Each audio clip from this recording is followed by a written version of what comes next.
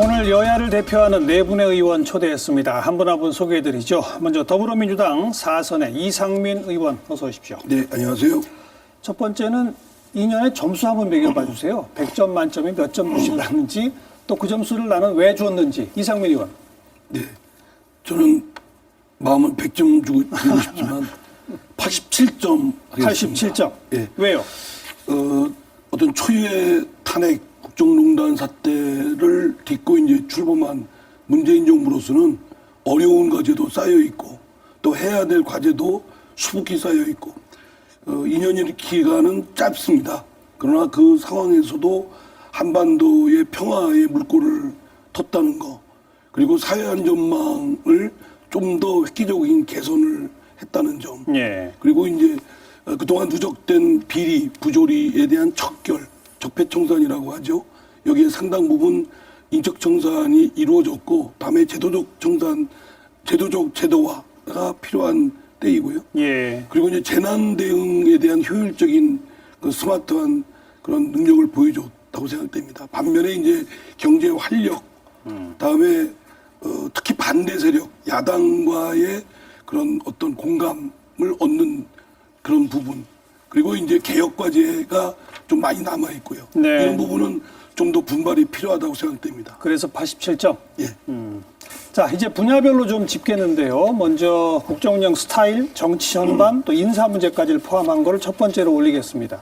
아까도 말씀드렸습니다만 2년이라는 기간이 매우 짧은 기간이고 그동안 부조리하고 비리가 고착화되어 있어서 이를 바로잡는 데에도 사실은 그 2년이라는 기간은 좀 짧습니다. 역부족이고. 그럼에도 불구하고 상당 부분의 부조리에 대한 부분을 과거사 위원회라든가 조사위원회라든가 또는 검찰의 수사를 통해서 일정 부분, 물론 빙산의 일각이겠습니다만 이런 것들을 바로잡는 노력이 있었고, 이런 거를 이제 제도화시키는 작업이 필요한데, 그런 거는 좀 굳이 책임을 이 말씀드리기는 좀 그렇지만 일부 야당의 발목 잡기나 완강한 저항 때문에 이루지 못한 점은 좀 매우 아쉽게 생각합니다. 한 사람 한 사람 모든 사람의 대통령이 되겠다고 하신 말씀 허언이 되셨고, 결국은 더민주당의 대통령도 부족해서 이제는 친문 대통령이 되고 있다는 것들을 국민들이 무섭게 바라보고 있는 거예요. 지난 정부가 왜 탄핵됐습니까? 국민의 대통령, 우리의 대통령이 아니라 친박 대통령, 그것도 부족해서 진박 대통령, 패거리 정치하다가 결국은 이 탄핵을 당했는데, 이 정부가 똑같이 지금 캠코더 인사가 뭐예요?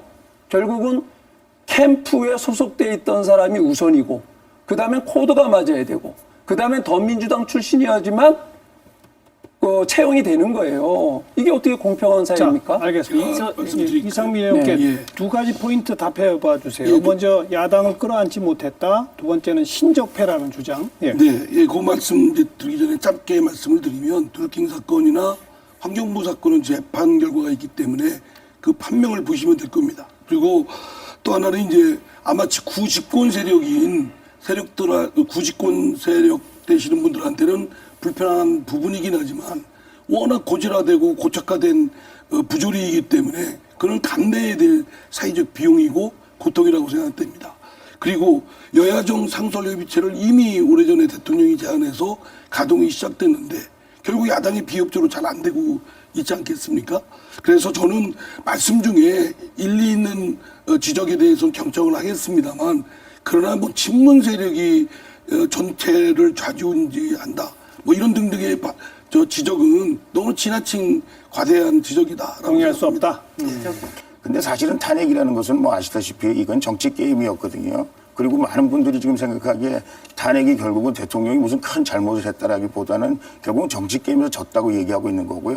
그것이 대통령의 지지율이 계속 떨어지고 박근혜 대통령이 탄핵이 됐다고는 하지만은 박근혜 대통령 시대의 경제 정책이라든가 안보 정책이 지금보다 훨씬 더 우수하다고 사람들이 생각하고 있고, 그것을 잘못하고 있기 때문에 지금 대통령 지지율도 떨어지고 안보도 불안해지고 경제는 끝없이 추락하고 있다, 이렇게 얘기하고 있거든요. 그래서 제가 생각하기에는 일단 이 정부가 너무 오만해져서는 안 된다. 그리고 우리가 말하는 나라 방향, 우리가 그 탄핵 때 국민들에게 얘기했던 그 방향이 그 방향으로만 밀고 가면 된다, 이렇게 생각해서 나라가 지금 이렇게 어려워지고 국민들한테 지금 그 반대 예. 저 지지율이 떨어지고 있다는 사실을 꼭 기억해야 된다. 저는 그렇게 생각합니다. 네, 제가 한 말씀 드리겠습니다. 지금 뭐 탄핵을 정치 게임이다 이렇게 하시는 건 아마 당시의 국민적 분노를 너무 왜곡하고 굴절시키는 것이다 라는 말씀으로 지적하고요.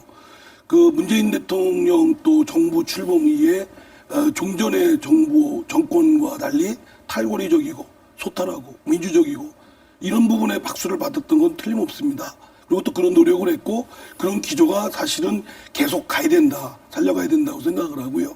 또 하나 평가를 해주실 것은 어쨌든 외교의 다변화, 특히 신남방, 신북방 정책에 통해서 국제적 리더십을 확보하는데 상당히 노력을 했다. 이런 점은 좀 평가를 좀 해주시기 네, 바랍니다. 제가 문재인 정부가 출범한 일에 가장 잘한 일이 대북 정책이고 외교 정책은 그나마 낫다.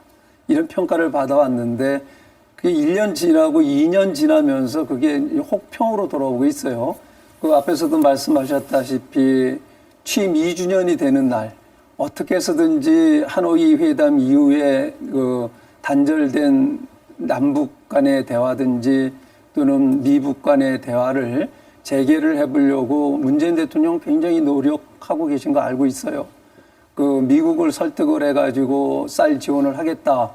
이렇게 애를 쓰고 계시는 상황에서 또 북한은 김정은 위원장은 단거리 미사일이지만 미사일을 날렸어요. 네. 꼭 문재인 대통령 취임 2주년 축포를 터뜨리는 것 같은 느낌이 들고 어떻게 보면 뒤로 한 방을 맞는 기분이 드는데 이런 부분들은 과연 우리 국민들이 어떻게 바라볼 건가.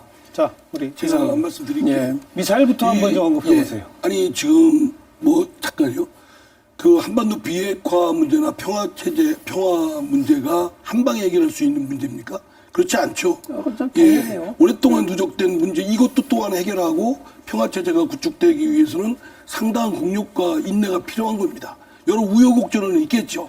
그러나 목표는 한반도 평화 번영을 하고자 하는 것이 있고요. 바로 2년 전에 어떤 상황이었습니까? 미국과 북한 간의 핵전쟁 일촉즉발 으르렁거리고 있지 않았습니까? 온 국민이 전쟁에 발발할까 전전긍긍했고요. 그런 상황에서 벗어나서 어쨌든 평화의 물꼬를 텄다는 점에 대해서 그리고 이 기조를 계속 살려나가는 노력은 여야 같이 해야 될 노력이라고 생각됩니다. 네. 그리고 자꾸 말씀들 하시는데 북한을 믿느냐 하는데 왜 거기에 집착하십니까?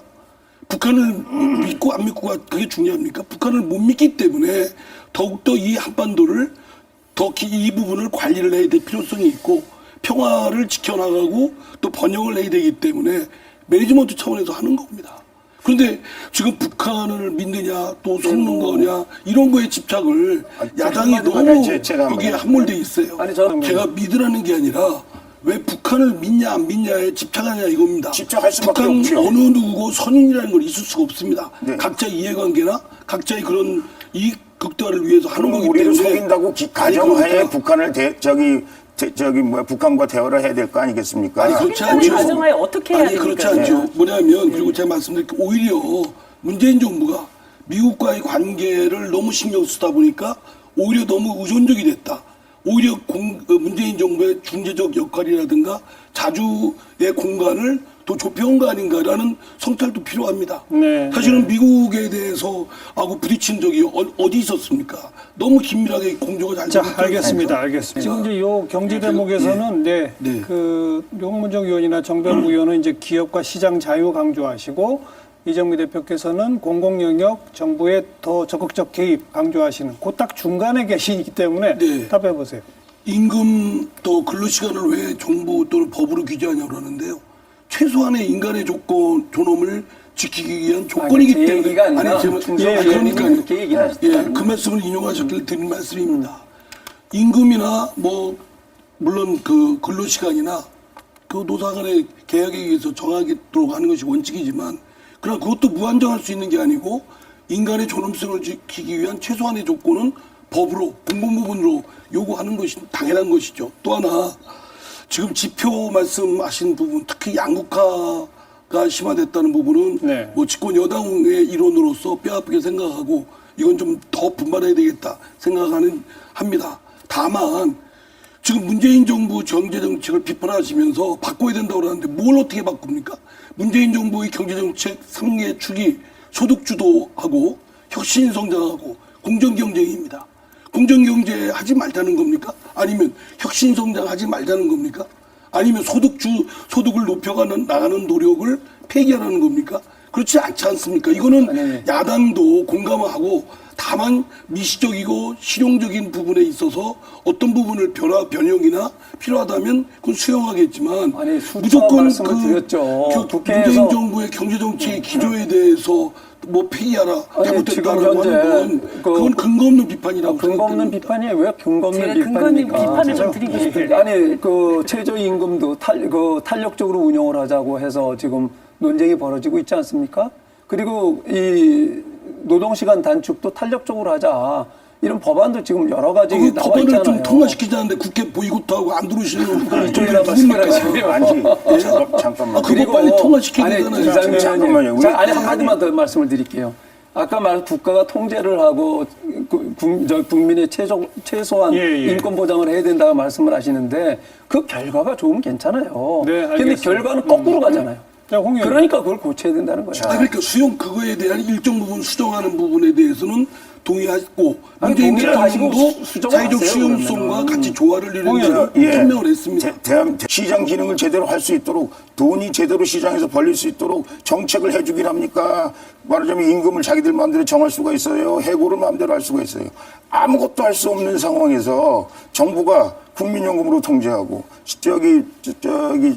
소득 뭡니까 주도 한다고 그래서 임금 올리라고 그러고 그렇게 통제하면서 어떻게 시장이 제 기능을 할 수 있다고 얘기합니까? 정부가 공정 역할을 하는 걸 포기하라는 얘기입니다. 아니, 공정 역할. 시장의 실패와 시장이 제대로 못하는 영역은 공공 부분이 개입하고 관여할 수 있어야죠. 적당히 해야지. 이상민 의원께 한 번만 발언 기회 드리고 우리 방청객도 말씀 듣겠습니다. 저는요 국회 자유한국당을 비롯해서 야당이 지금 신산업에 필요한 소프트웨어 진흥법이라든가 인공지능 다음에 데이터 산업 진흥에 대한 거 빨리 협조해 주시기 바랍니다.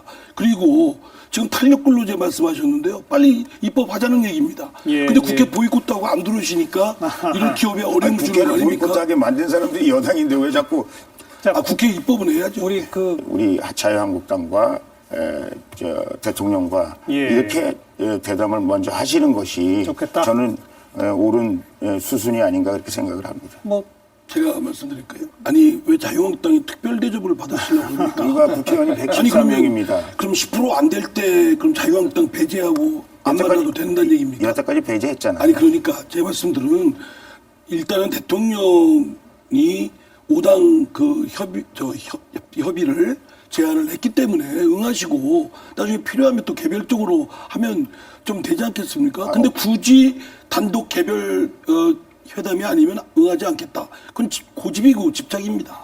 대통령이 취임새에서 이랬어요. 구시대의 잘못된 관행과 과감히 결별을 하겠다. 이러셨단 말이에요. 잘못된 과거 관행 아니에요. 대통령이 뭐 제왕적 대통령 아니잖아요. 황제도 아니고 형식이 왜 필요해요? 아니 아무 국민하고도 가서 만나시겠다라고 하신 분이 일야당의 당대표가 따로 좀 만나달라고 그러는데 왜 못 만나줍니까? 먼저 만나고 만나주시면 되죠. 다섯 당 먼저 만나고 또 따로 만나고. 다섯 당 먼저가 있어요. 먼저 만날 때 필요한 정당이 있으면은 그때 만나세요. 뭐가 어렵습니까? 만나는데. 아니 왜 저한테 아니 대신해서 나왔잖아요.